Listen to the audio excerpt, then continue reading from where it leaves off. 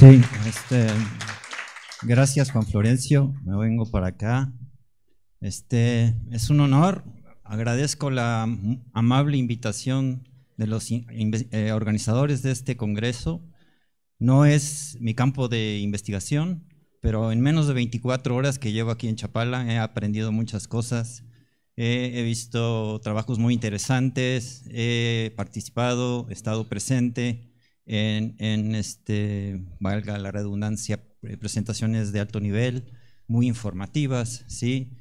Y pues también agradezco a Juan Florencio, a Paola, que pues han sido mis colaboradores. Paola fue estudiante, estudió el doctorado en mi laboratorio. Aquí también hay también otros ex estudiantes de mi laboratorio que se han integrado a la academia en México, ¿sí? Entonces yo aparezco aquí como autor, pero simplemente soy el pregonero, ¿sí? De 10 años de trabajo, aquí simplemente yo voy a describir lo que hicieron otras manos, otros estudiantes integrados ahí a su mesa de trabajo, trabajando a veces días enteros, en horarios no adecuados, etcétera, etcétera, ¿sí?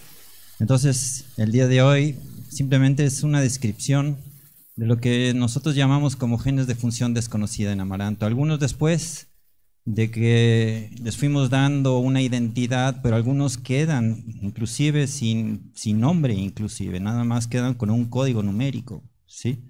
Entonces, pues bueno, pues empecemos, ¿sí? Entonces, la primera diapositiva, si cambia.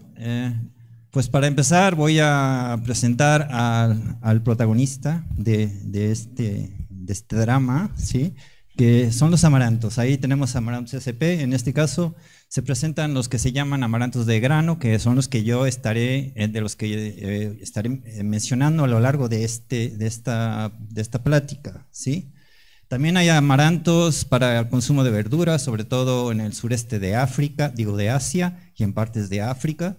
Hay amarantos que se usan como ornamento, hay amarantos que se usan para pigmentos industriales, y algunos amarantos están entre las malezas más agresivas del planeta. Están entre algunos en las, digamos, top 10 de mayor prioridad para su erradicación, sobre todo en Estados Unidos, el cultivo de la soya, ¿sí? Para que ubiquen el amaranto, el género Amaranthus tiene como aproximadamente 70 especies, de las cuales solo 3 son de grano. Luego veremos eso, ¿sí? Y pertenece a este orden, el orden Caryophyllales. Es un orden pues muy curioso, porque en ese incluye cactus, incluye las plantas carnívoras, y también incluye muchas plantas que viven en hábitats extremos, ¿sí? Como vamos a ver, ¿sí? Entonces, está íntimamente relacionado, quizá no lo sepan, al betabel y a la espinaca. Y también a la quinoa, que está de moda como alimento orgánico, ¿verdad? Aunque el amaranto, pues debo decirlo, es superior, ¿no? Para que lo tengan en cuenta, ¿sí? Si ustedes se comen unas barritas de la alegría, por ejemplo, pues ya verán, un poquito más adelante les contaré, ¿sí?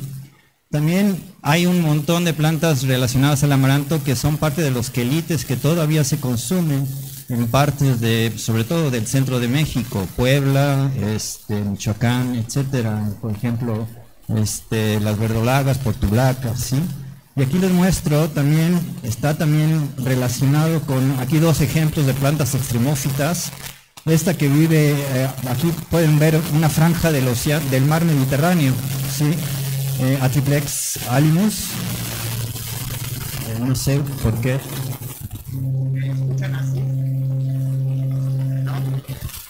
Es que hay como interferencia. Bueno, y esta salicornia europea, que también la pueden ustedes ver, ¿sí? Que crece a la orilla de agua salina, ¿de acuerdo? La siguiente, por favor.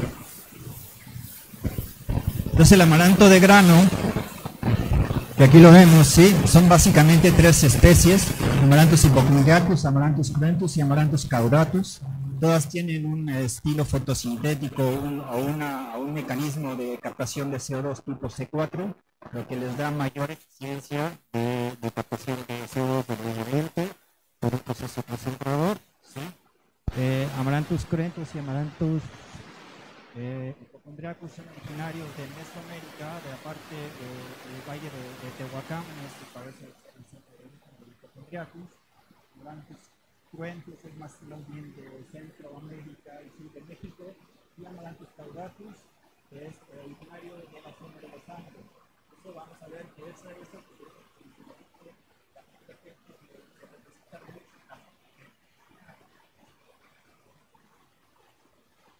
este es el amaranto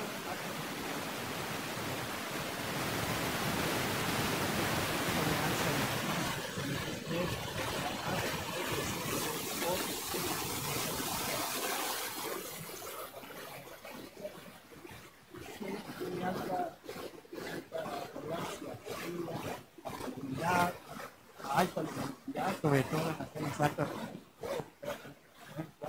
de mejoría. Casi no hay plagas, efectos plagas de amaranto, aunque sí hay patógenos que lo afectan muy gravemente. ¿Sí? Hablando del amaranto de grano, pues es un alimento nutracéutico, igual que el frijol, como mencionaba el doctor, que dio la práctica anterior. ¿Sí? Un alto valor nutricional porque la proteína es básicamente la proteína completa y 8 nutrientes esenciales en su balance óptimo para el ser humano. ¿Sí? También se han encontrado que estas proteínas, al ser digeridas por el aparato digestivo, genera un montón de péptidos bioactivos que tienen actividad positiva para el tratamiento de diabetes mellitus 2, cáncer, hipertensión. ¿Sí? Entonces hay un montón de investigación al respecto. Falta mucho en el campo clínico todavía, pero está ese potencial. ¿Sí? Y también el amaranto tipo de verdura de follaje, que como lo mencioné, es donde se consume, tiene la ventaja de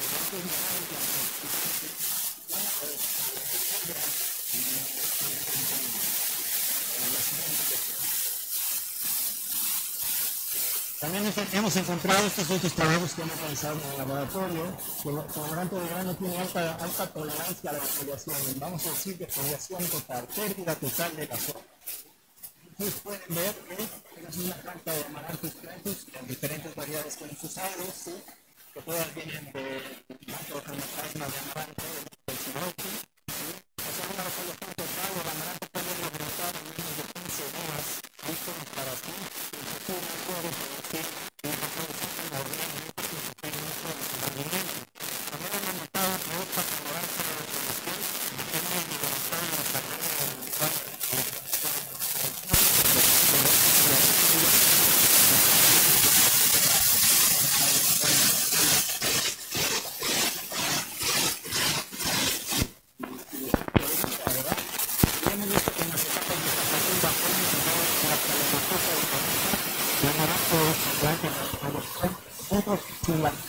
La circulación es casi fácil de parar.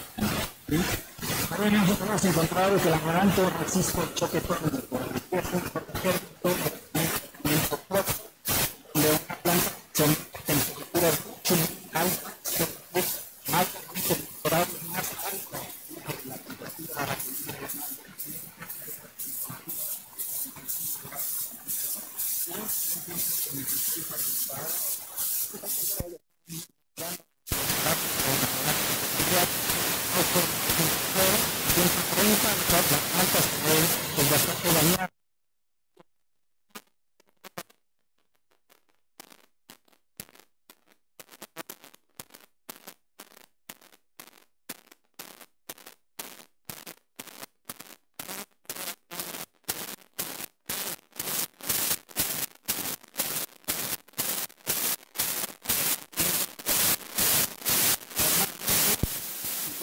Y cruentus son los más resistentes a ciertos tipos de estrés y el que siempre sale en último lugar es caudatus. ¿Sí? Es que como hacía ruido, es que no sé cantar karaoke.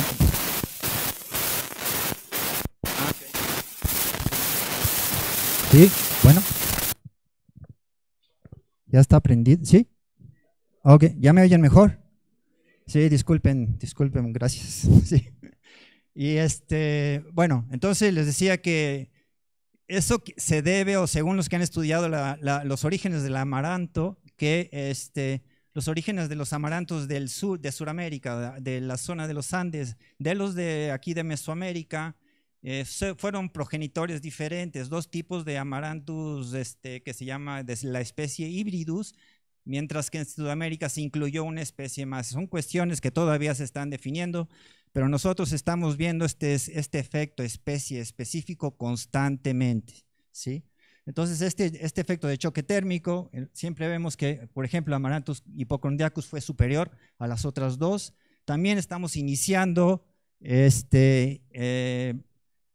investigación por inundación. ¿Por qué? Aquí está el doble, digamos, de las dos amenazas que vienen con el cambio, estos cambios en el clima que se están produciendo a lo largo de todo el mundo, ¿sí? Ustedes saben, hemos tenido las inundaciones severas en Pakistán, en Australia, las sequías en el oeste de los Estados Unidos, en parte de la Europa occidental, etcétera. Entonces, también hemos visto que hay una diferencia en la tolerancia a la inundación. Es bastante tolerante a la inundación el amaranto, y esa tolerancia está de una forma ligada a la generación de lo que se conoce como raíces adventicias. Esto también ocurre en arroz, que se cultiva a veces en tierra inundada, ¿sí?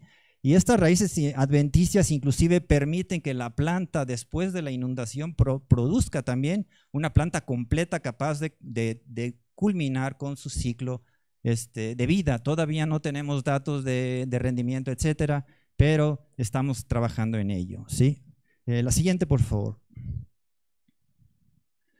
Entonces, estas son nada más observaciones rápidamente de estos experimentos que hemos hecho, ¿sí? La defoliación, como ya les dije, el amaranto es capaz de regenerarse totalmente después de defoliación total, dependiendo de la etapa de crecimiento, ¿sí? Esta resistencia a la defoliación también hemos medido ciertos genes, estos sí son conocidos, asociados con la respuesta de carencia de carbono, movilización de carbono, dígase invertasas, amilasas, sacarosas, sintasas, ¿sí? Y también algunas que dependen de la traleosa 6-fosfato, que es una molécula señalizadora de condiciones de carencia o abundancia de carbono, es como la reguladora, ¿sí? Entonces también hemos encontrado que en defoliación y en estrés hídrico todos esos genes tienen una importancia muy, muy importante, ¿sí? Aquí hay una palabra muy crítica o fundamental para cuando hablamos del amaranto, es que muchas de estas respuestas son plásticas, ¿sí? El amaranto puede responder de muchas formas a un estrés dependiendo en qué condiciones se encuentra, ¿sí? Entonces, en todos estos experimentos hay que tener mucho cuidado en siempre mantener las condiciones experimentales lo más reproducibles posibles. Con el simple cambio del tamaño de maceta, de una maceta más grande a una más pequeña, el amaranto va a cambiar, por ejemplo, su ciclo reproductivo, lo va a acelerar, ¿sí? Y va a empezar a la emergencia de panoja, se va a presentar 1 mes o 2 meses antes de lo previsto. Y todo esto va a cambiar, por ejemplo, la tolerancia a defoliación, por ejemplo, ¿sí? Y entonces, también en la tolerancia, pues la última que les voy a decir, a la hipoxia también esta emergencia de estas raíces adventicias, que a su vez está asociada con la pérdida total de la raíz principal. Ahí hay un proceso de autólisis muy marcado que tenemos que estudiar con más detalle, y es ahorita el tema de un proyecto de doctorado, ¿sí? Adelante la siguiente, por favor. También el amaranto pues tiene sus debilidades, al igual que el frijol que nos contaron. Entre esas están pues el bajo rendimiento, 1.5 toneladas si les va bien, ¿no? Generalmente están por debajo de la tonelada por hectárea, ¿sí? Otros de las cuestiones que no han permitido que el amaranto, a pesar de que cerca al final del siglo XX se anunció como el grano del futuro, inclusive se lo llevaron en las cápsulas de la NASA al espacio, etcétera, todo eso, ¿no? No ha podido despegar. Por ejemplo, la semilla sigue siendo muy pequeña, entonces eso dificulta la siembra mecánica, ¿sí? Las plántulas son muy débiles, por lo mismo la semilla pequeña produce una plántula muy pequeña, muy vulnerable por ejemplo, una lluvia fuerte con granizo o una lluvia que produzca una inundación breve, o algunos depredadores como grillos que se las comen, se acaban con ellas, ¿sí? Simplemente, ¿sí? Algunas variedades, sobre todo las de Amaranthus hypochondriacus, que son las que crecen en las zonas altas de México, tienen ciclos de vida muy, muy largos, a veces hasta de 6 meses, ¿sí? Entonces eso pues no es muy, muy viable, ¿sí? Tendencia a la came, también volvemos con las plantas que son muy altas, algunas llegan a una altura de 2 metros, ¿sí? Y cuando llueve y el suelo se suaviza por las lluvias, tienden a caerse. Ese acame pues es una pérdida total de la planta, ¿sí? Y no es.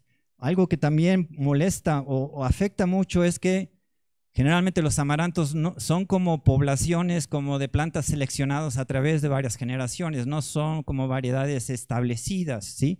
Entonces es una población de individuos y todos ellos tienen una floración, maduración asincrónica. Entonces es muy difícil para un agricultor saber en qué momento realizar la cosecha, por ejemplo, porque habrá unas en las cuales todavía la maduración de la semilla no ha sido completada, ¿no? Entonces ese es otro problema que hay que resolver.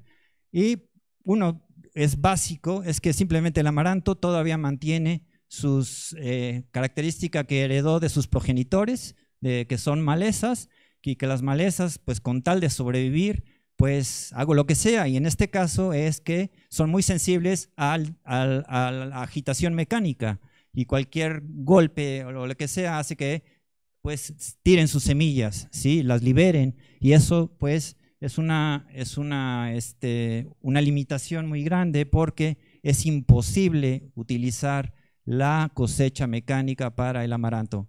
El amaranto de grano se tiene que cosechar a mano, ¿sí? Y si uno trata de meter una combinada, etcétera, las pérdidas de grano son mayores al 50%, ¿sí?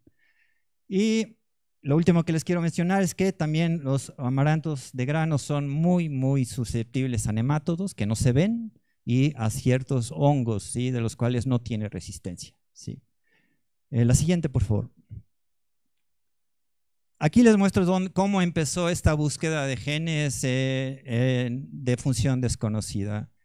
A través de todas estas características del amaranto tan benéficas, ¿sí? Esta tolerancia al estrés y todo, decidimos nosotros saber cuál podría ser la base genética de todo lo que estábamos nosotros observando, ¿sí? En esto pues se publicó en el año 2011, son más de 10 años de trabajo, ¿sí? En donde pues muchos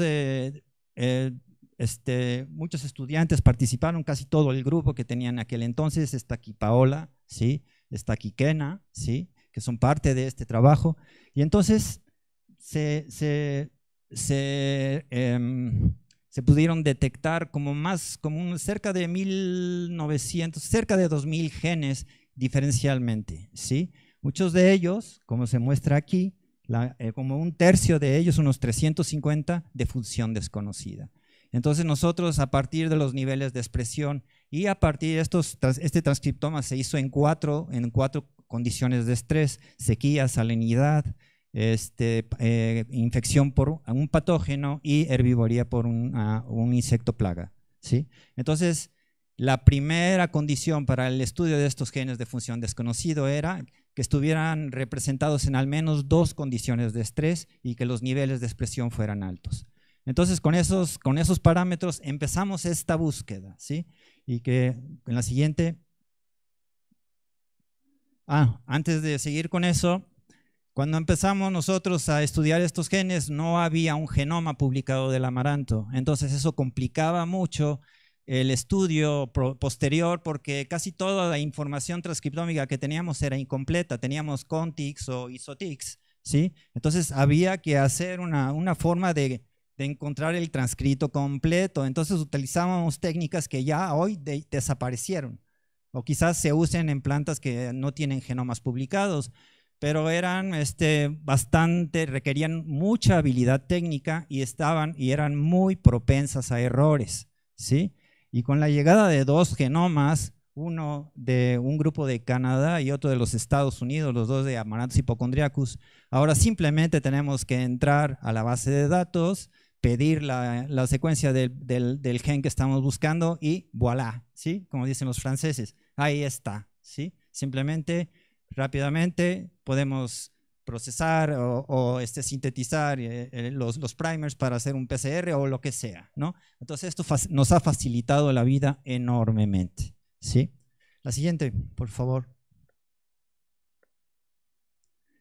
Y esta ha sido nuestra estrategia de trabajo, ¿sí? Básicamente, otro de los problemas del amaranto es que es sumamente difícil transformarlo genéticamente. Nosotros no podemos tomar un gen de amaranto y decir, queremos silenciar este gen, queremos sobreexpresar este gen para darnos una idea de su función en amaranto. ¿Por qué? Porque la transformación genética de amaranto de grano solo hay un reporte, que también fueron de unos colegas del Cinvestav Irapuato, que desafortunadamente es un procedimiento experimental que no ha podido ser replicado. No sabemos por qué, ¿sí? Inclusive hablando directamente con la coautora o la generadora de esta información, ¿sí?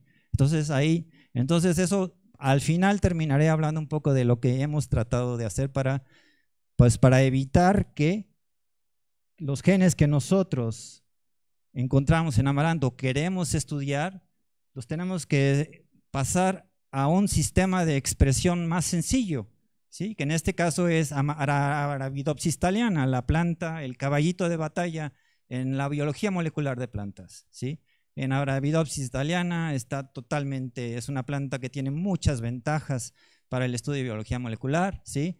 Muchos dicen que ni siquiera es una planta, bueno, eso decían, ¿no? Al principio, ¿no? Pero entonces nosotros tomamos el gen y al menos hasta ahora los hemos sobreexpresado en Arabidopsis y hemos observado los fenotipos, ¿sí? En las condiciones de estrés que nosotros queremos estudiar, ¿sí? Entonces esa ha sido nuestra estrategia hasta el momento, ¿sí? Adelante. Entonces aquí rápidamente les doy los genes que hasta ahora los datos que tenemos de genes cuyos datos ya están publicados, cuyos datos ya se conocen. Algunos como AH24 siguen teniendo el código que tenían cuando nosotros los empezamos a estudiar. Todavía no se sabe, no tiene un nombre característico. Tiene AH24 porque ese era el lugar en el cual estaba en la placa de 96 pozos cuando los estábamos estudiando en forma múltiple, ¿sí? Otros que ya han ido adquiriendo cierta identidad. Ahorita les voy a contar de una Natrin 4-like, que es una tipo lectina, una asociada con etileno, factores de transcripción como estos dedos de zinc de un solo dedo, perdón, una betamilasa que tiene unas características especiales. La siguiente, por favor. También es otro factor de transcripción poco estudiado, es una de la NFY, es Nuclear Factor de tipo C, ¿sí? Nuclear Factor Y del tipo C. Estos normalmente los factores de transcripción actúan como heterotrímeros en donde tiene que estar la subunidad A, la B y la C para tener actividad biológica, pero nosotros simplemente sobreexpresando el C hemos encontrado cosas interesantes, de eso hablaremos más adelante. Y también está DGR, que es una que se le conoce como DUF642, todos los genes DUF son de dominio de función desconocida, por sus siglas en inglés, y este es el DUF642, que tiene, pues, que la única característica que se le reconocía que respondía a ácido a galactosa, ¿de acuerdo? Y estos dos últimos dos, que aquí pongo un nombre un poquito, pues está como simplificado, pero es una proteína de unión a RNA, ahorita les voy a contar un poco de eso, y otro gen que tiene también el código original del transcriptoma, es el transcrito 2880, y ese todavía, como no sabemos qué hace, simplemente mantiene esa nomenclatura, ¿sí? Adelante, ¿sí? Entonces, aquí voy a presentar cosas de lo que me pareció más interesante de estos genes, que algunos de estos que tienen que ver en estas condiciones en la regulación o en el aumento o disminución en algunos casos de las condiciones de estrés que estudiamos. Vamos a empezar con el gen AH24. El producto del gen AH24 es una proteína de bajo peso molecular, menor de 10 kilodaltones, y se le conoce como un gen huérfano. ¿Qué son genes huérfanos? Son genes que están presentes en muy pocas especies. Este es un árbol filogenético y estas son las únicas especies en las cuales se ha detectado. Esas especies pertenecen a 1 o 2 órdenes máximo, ¿sí? Y no están presentes en ninguna planta de interés comercial, ni en Arabidopsis, ni en maíz, ni en arroz, etcétera, ¿sí? Entonces, el origen de estos genes huérfanos todavía se debate, aunque se cree que fueron como duplicaciones y luego neofuncionalización, etcétera, pero todavía no se sabe bien de dónde salieron y por qué están ahí y por qué están solamente en este grupo selecto de especies. Entre estas especies están 2 de las que yo les presenté al inicio de la presentación, Salicornia europea y Atriplex, ¿sí? Que son estas 2 extremófitas, ¿sí? La siguiente, por favor. Y la flecha representa la posición de la H24, ¿sí? En Amaranthus hypochondriacus. Entonces, H24 también notamos que las plantas sobreexpresantes de Arabidopsis que tenían este gen, que lo sobreexpresaban en altos niveles, primero encontramos que tenían mayor tolerancia al estrés hídrico. Aquí lo podemos ver, aquí está la planta control, no transformada, aquí en condiciones well watered, bien regadas, en condiciones de estrés severo y en condiciones de recuperación. Entonces pueden ver que las plantas silvestres sufren mucho y se recuperan como más o menos al 50%, mientras que las plantas transgénicas casi no hay cambio ni siquiera durante las condiciones de estrés.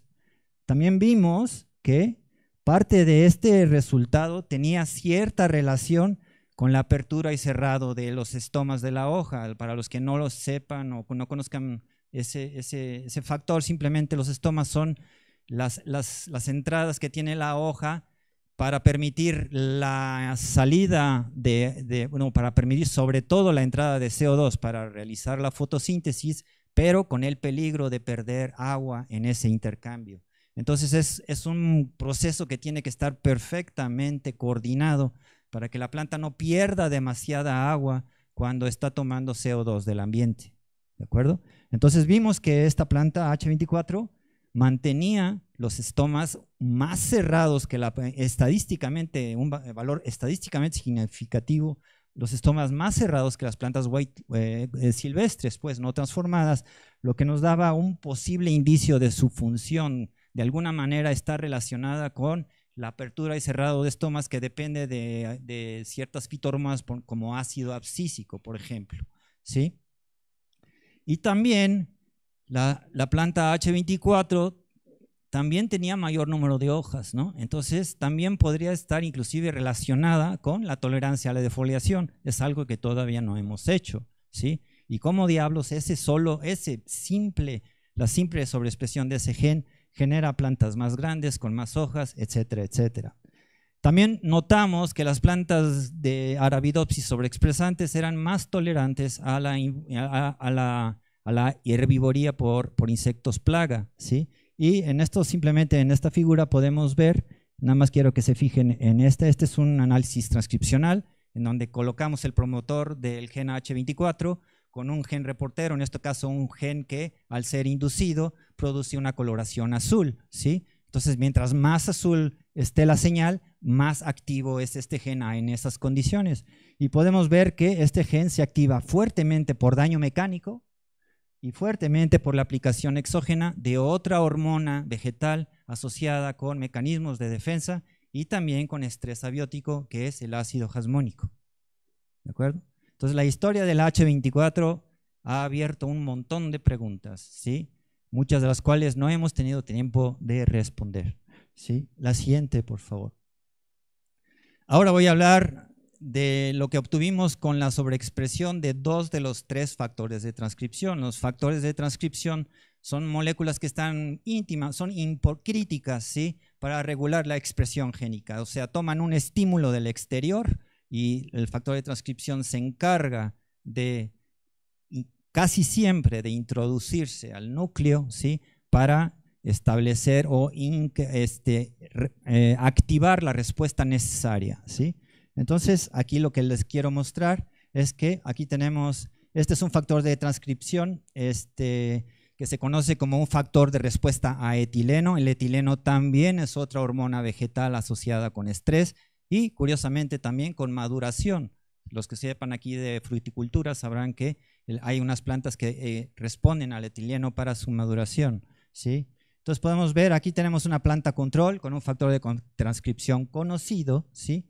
Y el factor de transcripción dependiente de etileno de una familia muy poca estudiada, que es la familia 7, ¿sí? Y este otro factor de transcripción de otra familia también poco estudiada, que son los dominios de zinc de un solo dedo, por eso las siglas en inglés de DOF, ¿sí? Aquí las vemos, se ve claramente, estos son experimentos de expresión traduccional, es decir, aquí el gen está unido a una proteína verde fluorescente, es decir, los genes, las proteínas es una proteína, digamos, híbrida, entonces la presencia de una fluorescencia verde nos da una idea de su localización. Y ustedes pueden ver aquí en estas imágenes que la localización está fuerte y exclusivamente dirigida hacia el núcleo. ¿De acuerdo? Entonces esto nos daba una idea de que sí, esos factores de transcripción estaban realizando su función correctamente, ¿sí? La siguiente, por favor. Y aquí también, al igual que en las plantas AH24, las sobreexpresantes, ¿sí? Al menos la sobreexpresante del factor de transcripción dependiente de etileno, ¿sí? También mostró un comportamiento similar contra el estrés, creo que es también estrés por salinidad, por falta de agua. También había un efecto a nivel estomatal, es decir, menor apertura estomatal en condiciones de estrés, ¿sí? Y simplemente tenía una mejor, digamos, capacidad de retención de agua en condiciones de estrés, como lo muestra esta figura. La flecha roja es la planta sobreexpresante con los mayores niveles de sobreexpresión del transgen, contra la flecha negra, que son las plantas silvestres. ¿De acuerdo? Entonces, estos factores de transcripción, de acuerdo a la naturaleza del mismo, que es asociado con etileno, nos daba también otro indicio de su función en la resistencia a estrés y estos estreses son estreses hídricos severos, ¿sí? En donde la planta llega como a un 30% de capacidad de campo, es decir, casi ya no puede perder más agua debajo de eso, ¿sí? Si no es que por ahí a un agrónomo me quiera corregir, ¿verdad? La siguiente, por favor. Ahora, también me da mucho gusto presentar los datos de este otro gen, que es otro factor de transcripción, ¿se acuerdan? El factor nuclear FY del tipo C, ¿sí? Entre los varios resultados que encontramos es que había un cambio, la sobreexpresión de este gen en Arabidopsis cambiaba la arquitectura de la raíz, ¿sí? Y también tenía, fíjense ustedes, la diferencia entre plantas sometidas a estrés entre la transgénica y la silvestre, ¿sí? Y en estos días me he enterado, ¿sí?, que mi colaborador Juan Florencio, ¿sí?, y Paola y su estudiante Alexandra, que está aquí, la sobreexpresión de este gen en tabaco, y quizá tenga que ver un poco con estos cambios en la morfología de la raíz, mejoran la colonización micorrícica de las plantas, que a su vez mejoran o hacen que estas plantas sean más tolerantes a un estrés salino bastante, o que es, pues creo que letal para plantas de tabaco, ¿no? Entonces ya está creciendo, ya se están encontrando más cosas, ¿sí? Lo que me parece que es bueno, ¿no? Que el trabajo se está extendiendo y a otras instituciones, con parte de mis compañeros, mis colegas, mis amigos, ¿sí? Bueno, es todo lo que quería decir. La siguiente, por favor. ¿Sí? Aquí tenemos otro gen que también es otro de los genes que estudió Paola, y este gen es el famoso DUF642, función desconocida, pero que tiene asociación con galactosa. Y esta asociación con galactosa, ahorita les digo en dónde la pudimos asociar. Aquí tienen ustedes unas imágenes, estas son imágenes con cortes de la hoja teñidos con una tinción específica para pared celular, ¿sí? Esta es la planta silvestre y esta es la planta sobreexpresante de Arabidopsis. Y como se puede, aquí, según nos dijo el técnico, pero también se puede, la estructura del celular es mucho más organizada en la planta silvestre que en la planta sobreexpresante, ¿sí?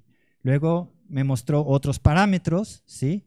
Aquí pueden ver que la pared celular en las plantas silvestres era más gruesa que en las plantas sobreexpresantes. Eso quiere decir que la pared celular estaba sufriendo cambios químicos muy serios, ¿sí?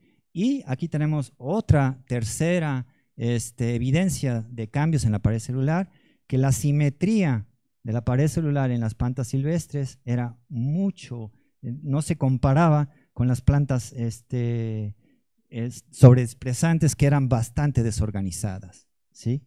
Entonces, después vimos que la sobreexpresión de ese gen afectaba enzimas involucradas en los niveles de metilación de las pectinas, que son componentes fundamentales de la pared celular. Entonces, creo que hay ahí una relación muy directa en los niveles de metilación de pectinas, ¿sí? Y la organización y estructura de la pared celular. Y quizá como consecuencia de estos cambios, también encontramos que el porcentaje de germinación de las plantas transgénicas era, aquí ustedes pueden ver, la flecha negra son plantas silvestres, control, las plantas sobreexpresantes de este gen son las flechas rojas, ¿sí? Mucho más sensibles aquí ustedes pueden ver porcentajes de germinación contra concentración de sal y porcentajes de germinación contra concentración del ácido abscísico, que normalmente es un represor de la germinación.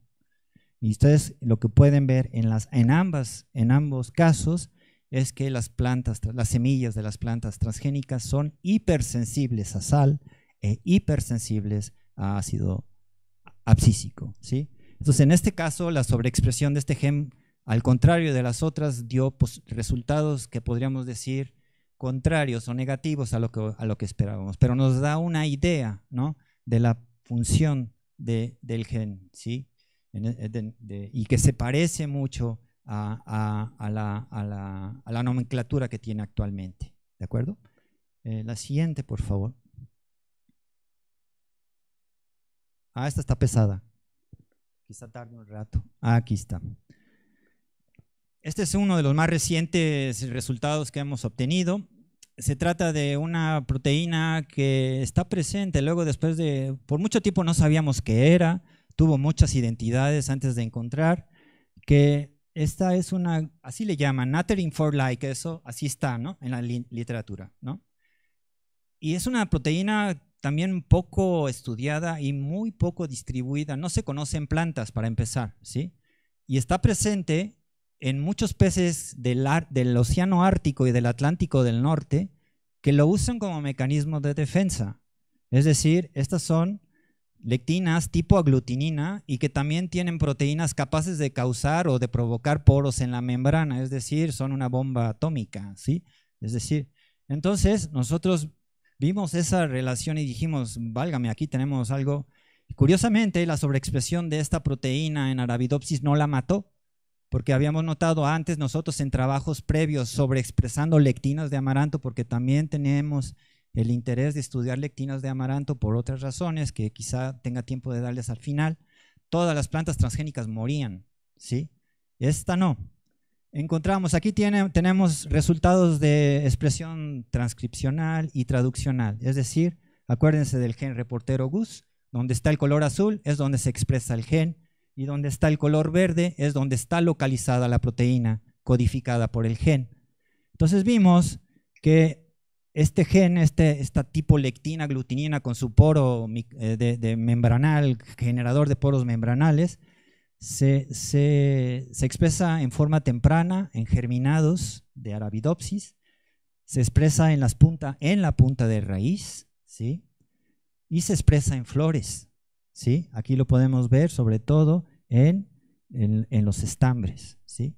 Esto también coincidió con la presencia de la proteína también en la punta de la raíz y con la presencia de la proteína, es decir, ya la proteína verde fluorescencia marcadora, tanto en los estambres como en los pistilos, ¿sí? Y algo adicional que encontramos es que La proteína también estaba presente. Ahora volvemos a hablar de estomas, ¿sí? Una localización muy localizada, bueno, perdón, localización muy marcada en estomas, ¿sí? Y eso normalmente, la localización de ciertas proteínas en estomas son proteínas que de alguna manera también regulan la apertura y cerrado de estas proteínas muy dinámicas, ¿sí?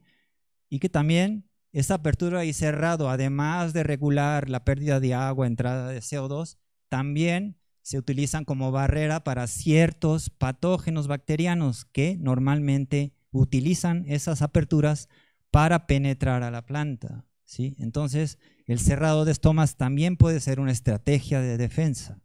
Y entonces dijimos, lo probamos contra estrés hídrico, estrés salino, todos los estreses que habíamos probado anteriormente y ninguna planta resultó mejor que las plantas no transformadas.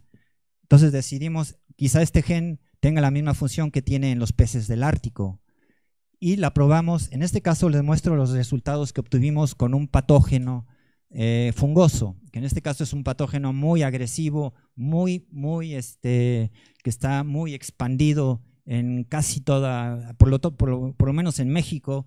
Fusarium oxysporum ataca un montón de plantas, es muy agresivo, etc. Entonces aquí nada más simplemente les muestro los resultados que obtuvimos. Aquí las plantas estuvieron la infección no fue así, no la quisimos hacer tan agresiva porque puede ser totalmente letal, pero sí había un cambio significativo en la salud de las plantas, tanto a nivel del follaje como a nivel de la raíz, es decir, la raíz era casi el doble, ¿sí? Las raíces de plantas infectadas con Fusarium, las sobreexpresantes, tenían mucho menos daño radicular que las plantas silvestres. Y también por unos ensayos de PCR, ya es como para medir la población del hongo ya en la planta, simplemente nos dio que era significativamente más baja en las 3 líneas de plantas sobreexpresantes que estudiamos que en las plantas transgénicas. Resultados muy similares obtuvimos con la infección con un patógeno bacteriano, en este caso Pseudomonas syringae patovar, un patovar que ataca a Arabidopsis, que es el DC3000, que también ataca a jitomate, ¿sí? Y también obtuvimos que el nivel de unidades formadoras de colonia después de una infección, después de 3 días de infección, era significativamente más baja en las 3 líneas transgénicas, ¿sí? Entonces toda esta expresión, digamos, en la punta de la raíz tiene una relación muy directa con la infección bacteriana. Estos hongos normalmente atacan desde la raíz, Fusarium, por ejemplo, ¿sí? Aunque también puede atacar la parte aérea de la planta, ¿sí? No solo Fusarium, sino otros hongos, ¿sí? La presencia en los estomas también explica un poco la resistencia contra pseudomonas, ¿sí? Y también la presencia en flores también tiene relación con la función de ciertas proteínas o ciertas lectinas tipo aglutinina en la floración, ¿sí? Ya en el proceso de floración. Ya de aquí nos salimos de defensa y entramos en desarrollo, ¿sí? De acuerdo. La siguiente, por favor.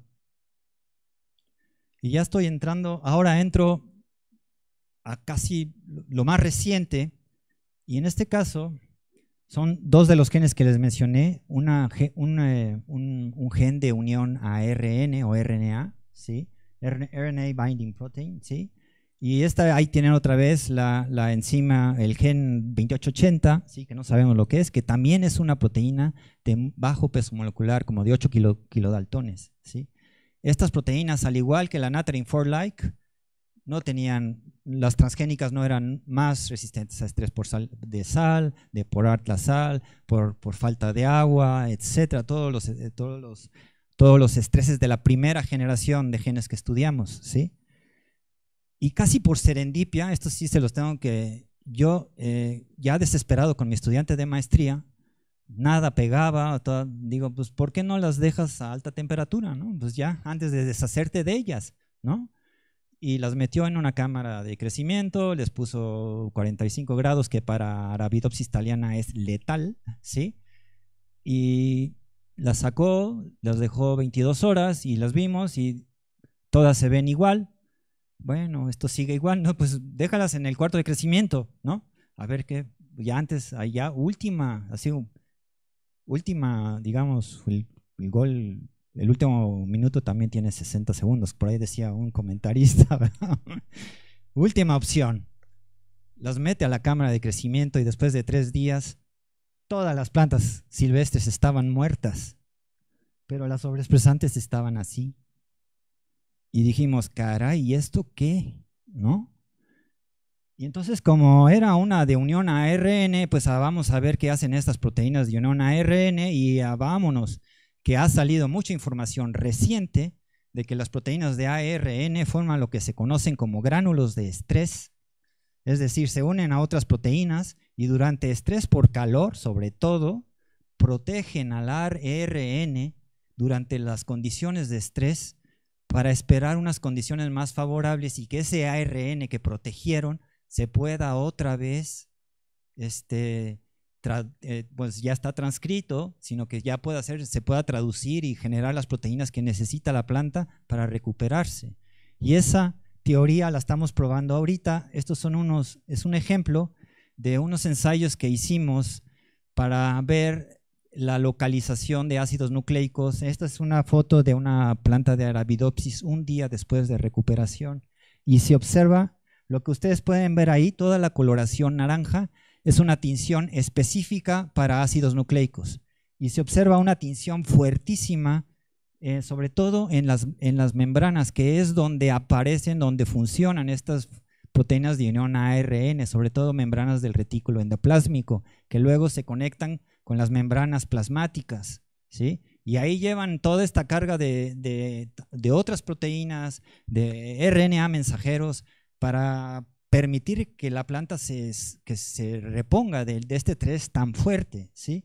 Entonces, la evidencia que tenemos hasta ahora es que al menos la sobreexpresión de estos genes aumenta mucho estas zonas de localización de ácidos nucleicos y lo único que nos falta es tratar de determinar si esta acumulación de ácidos nucleicos colocaliza con las proteínas. Lo podemos hacer con la 2880 que mostró los mismos efectos que la unión de ARNA, ¿sí?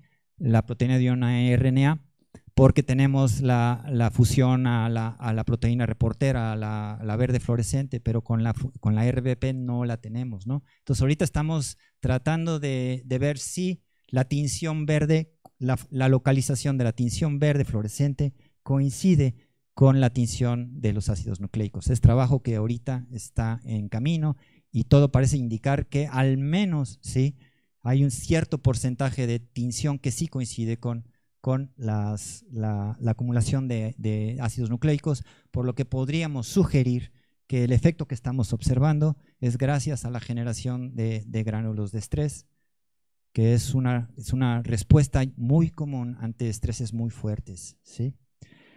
Entonces aquí nada más simplemente ustedes vean los porcentajes de recuperación que se reflejaron aquí. Las plantas transgénicas 25% por debajo, mientras que estas alcanzan entre 75 y 90% de recuperación, ¿sí? La siguiente, por favor. Y bueno, estos los genes que hemos estudiado. Tenemos otros, como ustedes saben, hay 400 genes de función desconocida. Esto es lo que es básicamente, se han estudiado otros genes, algunos asociados con patogenicidad, otros con el movimiento de carbono en la planta, con la micorrización, con el movimiento de nitrógeno, etcétera, ¿sí? Aunque estas plantas no se micorrizan, ¿no?, pero sí tienen una relación muy directa con otros genes de movilización de carbono y de nitrógeno y de fósforo también, ¿sí? Entonces, nosotros necesitamos un método para probar estos genes en amaranto, ¿sí? Como les mencioné ya, la doctora Alba Jofre del CIMESTAB Irapuato publicó un artículo de transformación genética con Agrobacterium tumefaciens de amaranto de grano, ¿sí?, en el año de 1997, que no ha podido ser reproducido. Los únicos reportes que hay del 97 a la fecha son, pues vamos a decir, no muy convincentes, ¿no? Entonces nosotros, pues yo necesito saber, necesito poder transformar el amaranto. El amaranto se considera una especie recalcitrante, es decir, no responde bien a Agrobacterium, que es como el vector para introducir los genes, los vectores de transformación, ¿sí? Entonces, un trabajo de doctorado y un trabajo de maestría intentaron el silenciamiento génico-viral con un gen o con un virus capaz de infectar amaranto. Y lo único que obtuvimos fue que en plantas de Amaranthus caudatus, aquí otra vez vemos el efecto especie específico, solo se infectaba Amaranthus caudatus, Hypochondriacus y Cruentus no. Y aquí vemos los efectos de la infección, enanismo por el virus, ¿sí?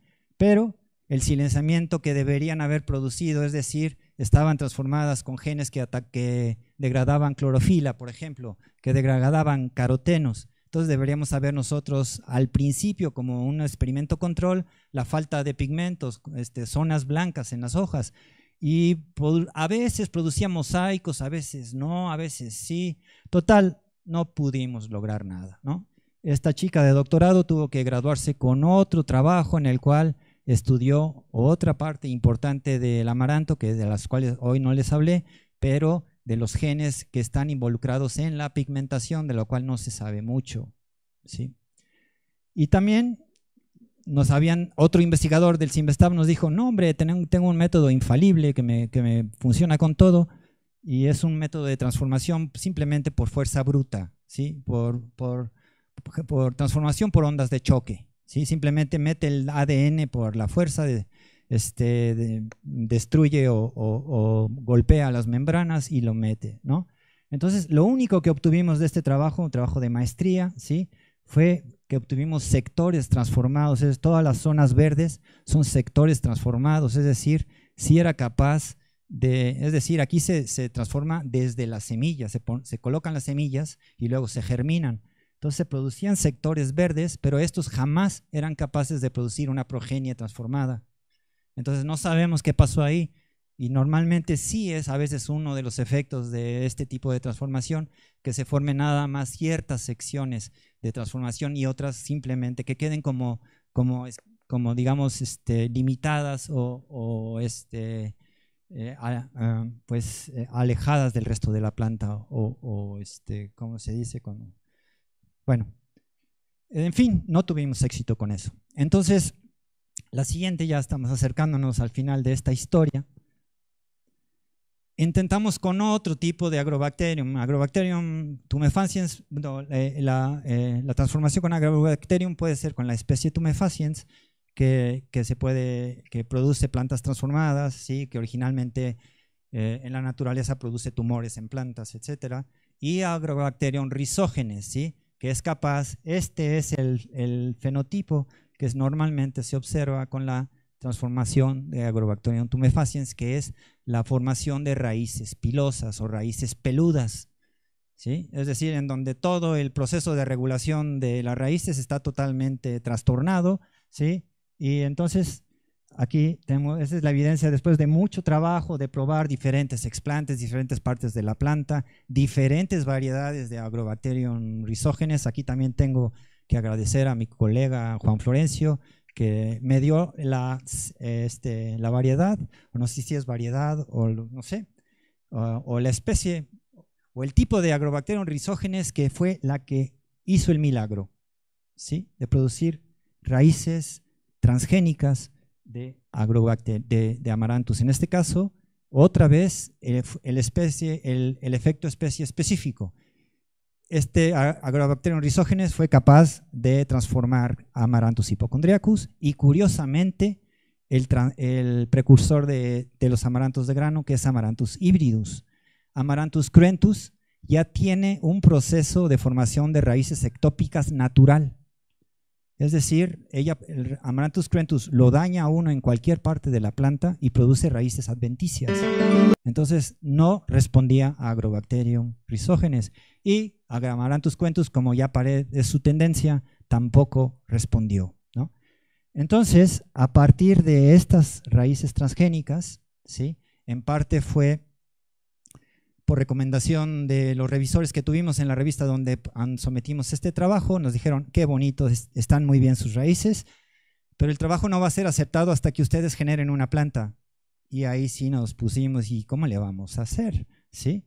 Teníamos que cambiar todo el proceso de señalización, ¿sí? Para que de unas raíces pudiéramos nosotros lograr una planta transgénica. Y pues fue ya durante la pandemia, laboratorios vacíos y todo a distancia, etcétera, pero fue como un milagro. Y aquí nada más hay diferentes fotos del proceso donde hacíamos tinciones para ver si se estaban generando meristemos, etcétera, etcétera. Y básicamente lo que hizo el milagro, que fue aquí, ustedes pueden ver la primera plántula generada a partir de raíces transgénicas de amaranto, la están viendo ustedes aquí. Fue a mediados del del año 2020. ¿Sí?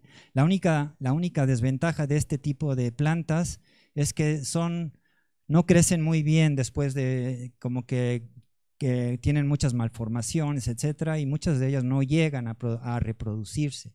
Entonces esto pues, nos da una idea de que pues sí podemos estudiar el amaranto en raíces transformadas, pero no sería lo óptimo. Entonces seguimos trabajando en tratar de transformar el amaranto de grano, y estamos ahorita utilizando un montón de estrategias nuevas, ¿sí? Pero todo es trabajo en proceso. Lo que hizo el milagro de generar esto es que notamos que la transformación o los cambios que necesitábamos eran muy dependientes de la luz roja. El amaranto es muy, muy sensible a la luz roja, ¿sí? También eso lo vimos en los experimentos de pigmentación. También notamos que el pH era fundamental, ¿sí? Cambios de pH. Y también que tuvieran un poquito de ácido fosfórico por ahí, ¿no? Entonces son cosas que se fueron encontrando, se analizaron, no sé, no tengo la cantidad de diferentes medios de cultivo para llegar al medio de cultivo que nos pudiera dar este resultado, ¿sí? Entonces esto es investigación que está en proceso, estamos a punto de ver si la integración de un gen que es un gen maestro en la embriogénesis somática puede hacer el milagro de que el amaranto salga de su dormancia y acepte un gen transgénico y pueda crecer y completar su ciclo de vida. Y creo que… Entonces, rápidamente para concluir, algunas preguntas científicas que quedan por… ¿sí? ¿Cuál es el mecanismo de acción de estos genes, ¿no? Todavía no hemos podido, hay muchas cosas por hacer, o sea, ensayos de un híbrido, ensayos de dos híbridos, con qué otras proteínas se asocian, etcétera, ¿sí? Sí hemos hecho algunos tipos de ensayos metabolómicos, por ahí tenemos alguna idea de algunos cambios en el metabolismo que ocurren con la sobreexpresión de estos genes, ¿sí? Y pues obviamente lograr la transformación genética del amaranto, ¿verdad? Nos queda saber si hay tiempo, si hay recursos, si hay estudiantes también, ¿verdad? Los otros genes que quedan ahí todavía en el tintero, como dicen, ¿verdad? ¿Sí? ¿A qué hacen? Que la otra función hay muchos otros que también solo tienen un número, ¿sí? Ni siquiera tienen función, ¿sí? Algo que también ya les mencioné un poco durante la presentación es que también hay un montón de lectinas que de acuerdo a ciertos programas que ya fueron desarrollados que señalan que tienen una calificación muy alta, ¿sí? Y que se podrían usar como terapia anticáncer. Inclusive se hizo una serie hay unos resultados que quedaron ahí también en las libretas de experimentación, en donde una lectina fue expresada en E. coli y se utilizó para el tratamiento de ciertas líneas celulares de cáncer, creo que GILA y CACO, y se observaron resultados bastante prometedores, ¿sí? Y también se observó que estas lectinas tienen un efecto contra nemátodos, ¿sí? Que es una de los patógenos más importantes o que más daños hacen al amaranto de grano, ¿sí? Ahora que nosotros estamos empezando a estudiar los efectos de la inundación en amaranto, es un proyecto en el cual se incluyen el amaranto y el betabel. Del betabel ya hay información y se va a comparar el amaranto. Y de aquí queremos saber, pues, ¿cuál es la función de esas raíces adventicias? ¿De dónde vienen? Todo parece indicar que vienen de un proceso de autólisis, es decir, se degrada la raíz principal y todos esos recursos van a las raíces adventicias, ¿sí?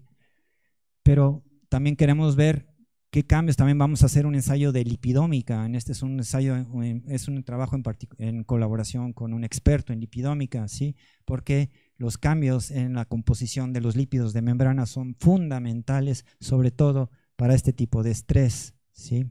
Porque donde hay que cambiar los niveles de fluidez de la membrana para que permita siendo, también en estrés por calor, ¿sí? Para que siga siendo funcional en estas condiciones, ¿sí?